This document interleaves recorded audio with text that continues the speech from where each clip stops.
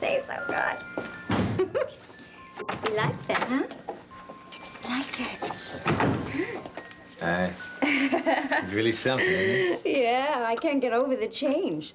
I mean, they just took him off the respirator. Sorry about all the fresh air, pal. Yeah, I don't think he really minded the mask. It just feels so good being able to breathe comfortably, huh? And his temperature dropped, too. Yeah, I know. I checked the chart. Hello to Seneca. Hi, yes.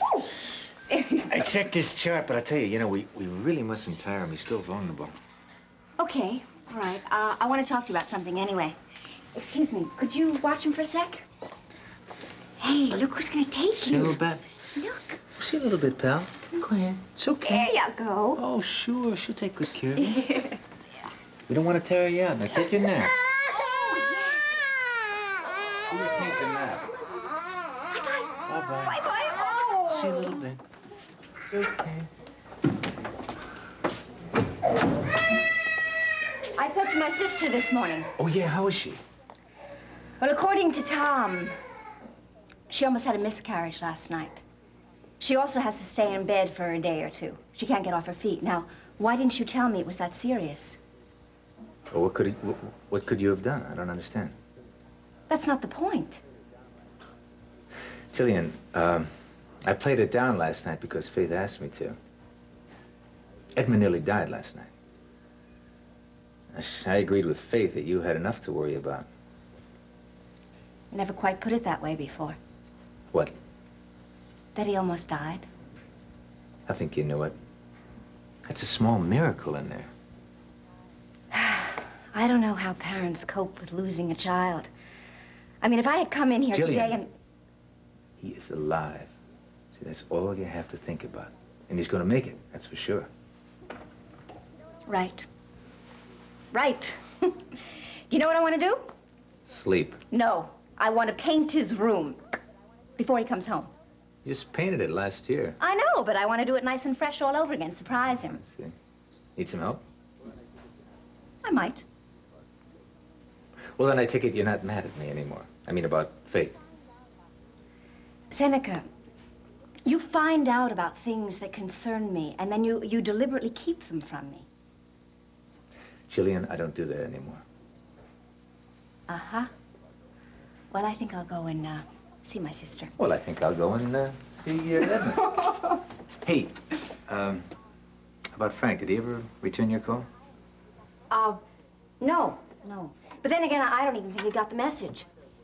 Right. So, tell Edmund I'll be right back. Yeah, I'll find out what color he wants his room painted. All right.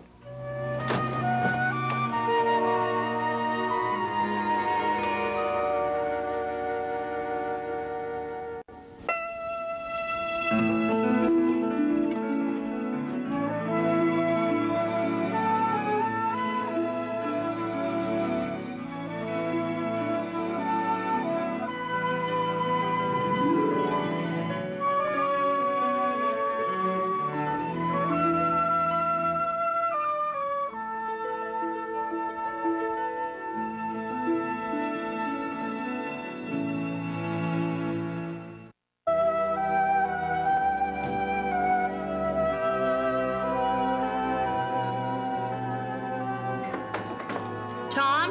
No, it's me. Hi. Tell me all about Edmund. Oh, he's so much better. Tell me about you. Oh, there's nothing to tell. I just lie here and get treated like royalty and wonder why I don't feel bad about it. Because you are a good little girl following doctor's orders. Yeah, but it's also strange. What? Being pampered?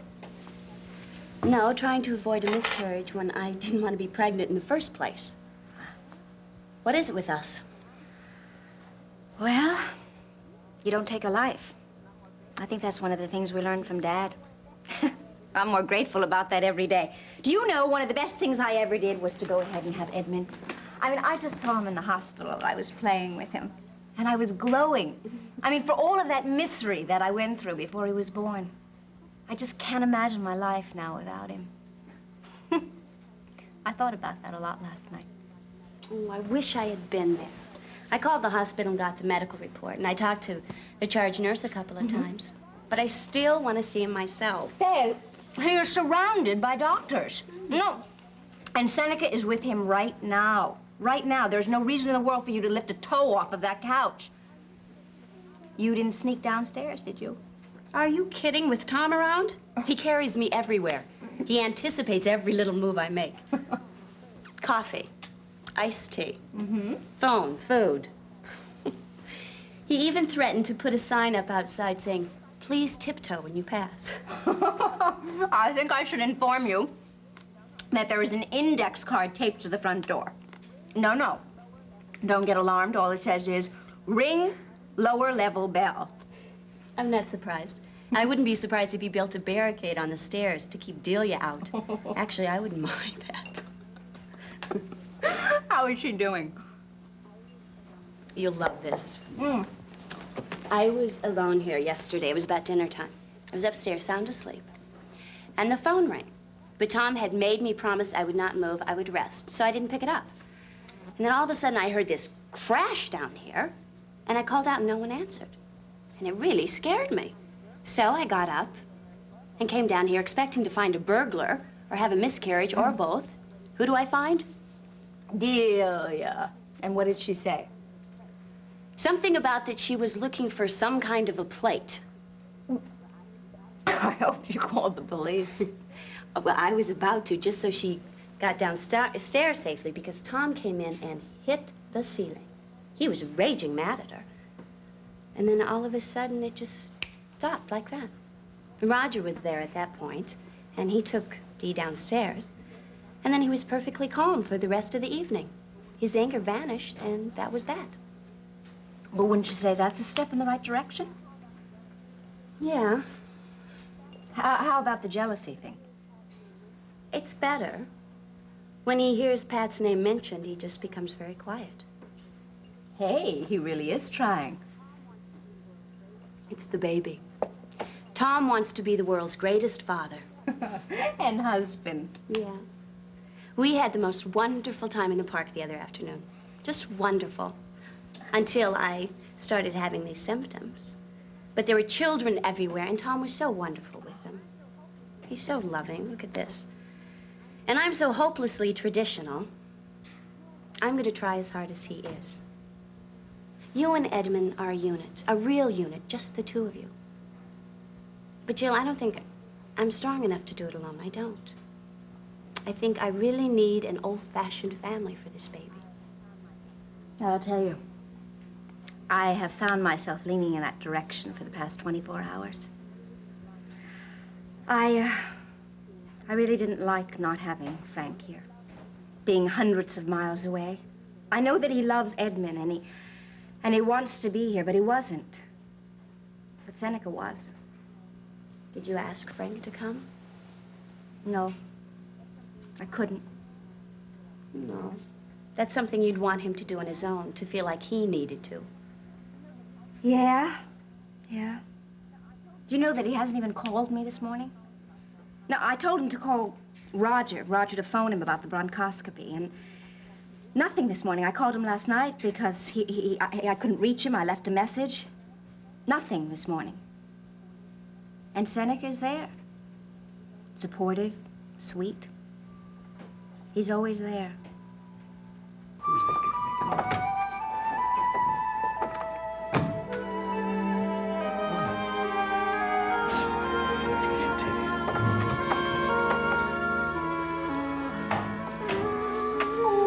So this is Edmund. He's better, isn't he? You're not supposed to have visitors. Who are you? A friend. Who are you?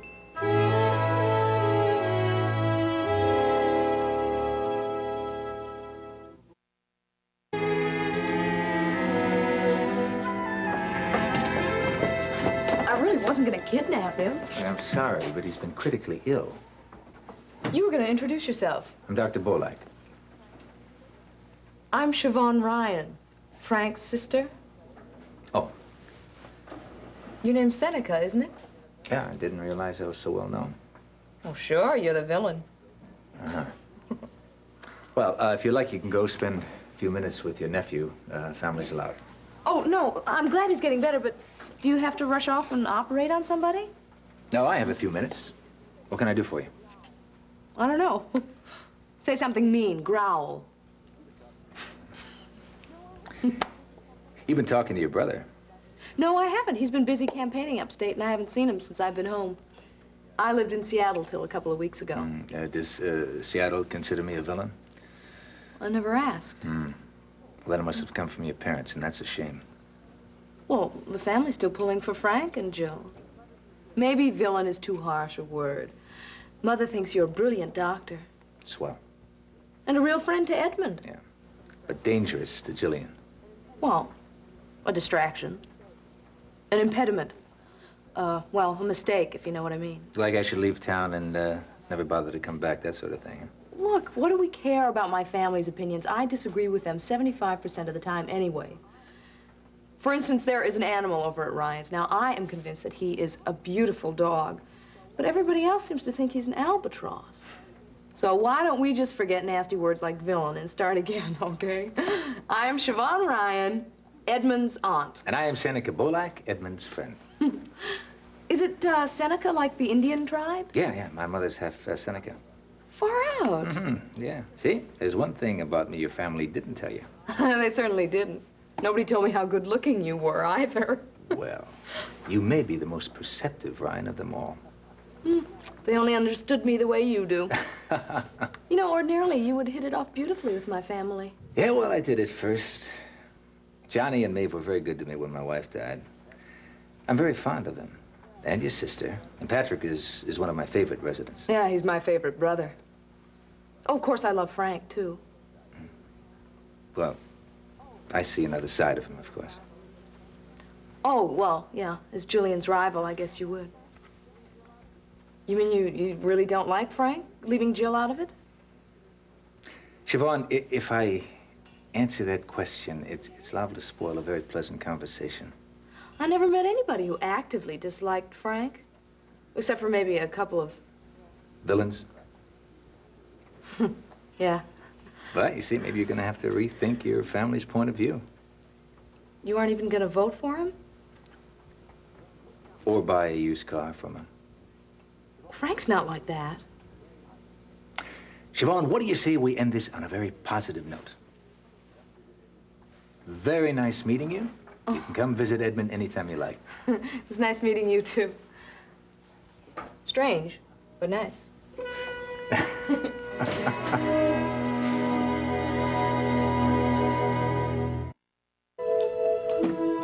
Mrs. Ryan, good news.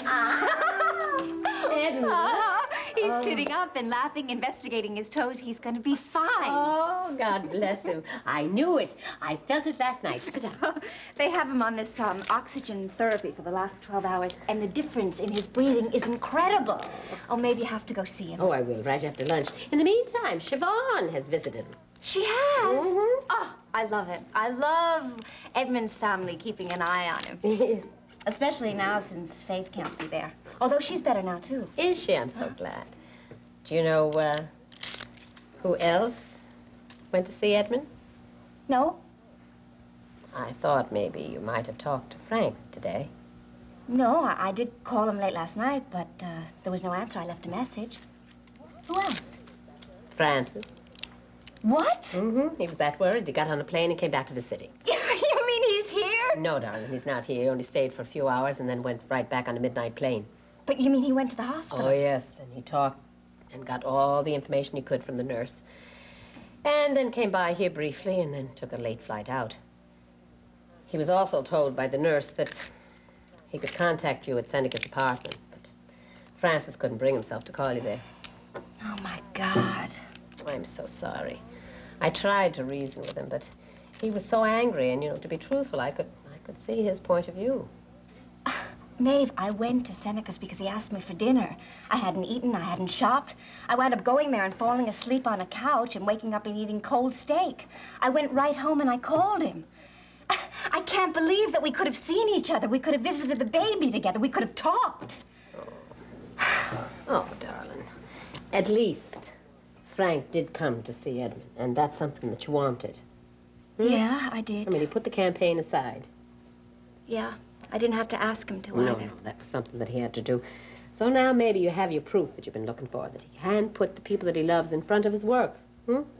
Yeah. Maeve, if he could just trust me where Seneca's concerned.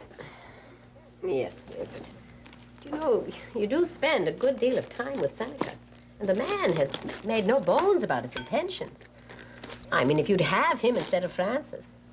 And it's also very true that Francis asked you to go away with him up to this tour upstate, and you refused. Yes, but not because I wanted to be with Seneca. Because I didn't want to watch Ray Woodard hanging over her candidate. I know what you're thinking. You're thinking that Frank and I are the same. He's jealous of Seneca, I'm jealous of Ray, and neither one of us is willing to budge an inch. Well, I would say one of you has budged more than an inch, several inches. Francis. Mm-hmm, yes. Well, maybe it's my turn now to make an effort. Maeve. What? I was talking with Faith, and she told me that she really wants to try with Tom. She wants to raise the baby together. That seems to be more important than all their differences. Well, if she's that determined for the two of them to make an effort, I believe that they can solve their problems. But that's what I'm saying. Maybe now it's my turn to make the effort. Maybe. What would you think if I took a plane and went to see Frank? What would you think of that? I like it. So do I. So do I. And if I can get somebody to take care of Edmund, make sure he's all right, and take care of all my work, yeah, I'm going to do it. Yeah. I'm going to do it, and I'll tell you how it works. Ah, Jillian. And just remember that we're all dying to take care of Edmund. Yeah, I know. Thanks.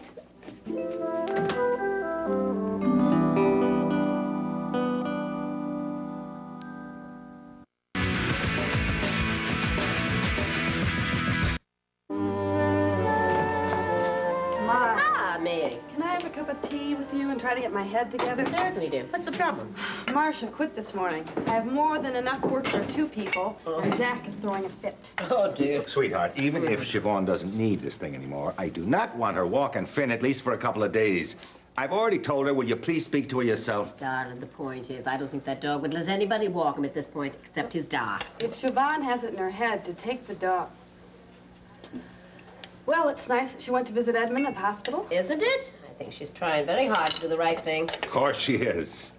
Now, what were you telling me before that delivery about Jill? That she's upset that Frank didn't come to see her? Well, under the circumstances, what else could he do? Go drop in on her at Seneca's? I talked to Bob this morning. He told me what happened. Ah. Yes, well, Jill was very upset and saddened that they missed each other, but she considers that a main gesture on Francis' part coming down here to see Edmund. And she's considering a gesture herself to go up there. Have a surprise visit. About that. Well, the ankle is working fine. You may all congratulate me. Sweetheart, that's marvelous. That's a relief, isn't it? How's Edmund? He's getting better all the time. And he's so cute. But his doctor's the knockout. I just met the notorious Seneca Bolak. Seneca isn't Edmund's doctor. What's he doing in pediatrics? Darling, Seneca is very concerned about Edmund. I'm sure he'll be checking on him regularly. Golly, still doesn't have a proper license to practice medicine. So what did he say? Boo. But for some reason, I wasn't scared. You people had me thinking he was some kind of a monster. Actually, he's a cuddle. Siobhan, why don't you go upstairs and rest? Seneca is a good man in many ways, but he's caused serious trouble between Jill and Francis. Look, he claimed Edmund was his when he knew the child was Frank's son. He kept our grandson out of his family for months. Basically, it's because of Seneca that Jill and Frank aren't married. Well, I liked him very much. Oh, what? Am I a traitor or something? Do I have to hate everybody you guys hate? Darling, it's not a question of hate. The man lied, and his lies hurt many people, including an innocent baby. You were the one that told me how much he loves Edmund. That doesn't mean that everything else he's done is forgotten. Everything else he is doing, he's still trying to win over Jill. Yes, now that Francis is away. Oh, well, I'm sorry, but I think Frank's old enough to handle a rival by this time. Does he need the whole family battling along with him? Personally, I'm inclined to be neutral. Sweetheart, either you are not listening or you are playing the devil's advocate on purpose. Now, darling, I want you to stop and think before you say another word, huh? You wouldn't be so charmed by him if you were the one that Seneca had tricked. Well, I don't know.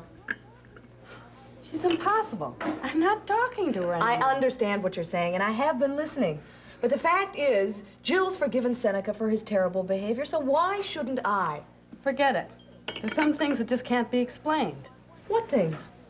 Well, tell me, oh perfect one, what is it that my tiny mind is unable to comprehend? Oh, that's enough, huh? Please. Loyalty, for one thing. Simple family loyalty. Simple? Like religion and morality and all the other things you swallow whole from Mother and Daddy? Well, loyalty isn't simple. I think about it, and I have a lot of loyalty. But I'm also able to form my own opinions, thank God. And if you can't like Seneca Bolak and still be a loyal Ryan, that's your problem. That's your tiny little mind, dear. Oh, we are so independent and so tough, with the sensitivity of a 2-year-old. You don't care whether or not Frank is happy. All you care about is your big contrary ego. All right. Now let's just stop it this minute, huh, please? I never could deal with her when she gets emotional. So long. I'm sorry, but I really would like it if she'd go to Australia. I'll drive her to the airport myself.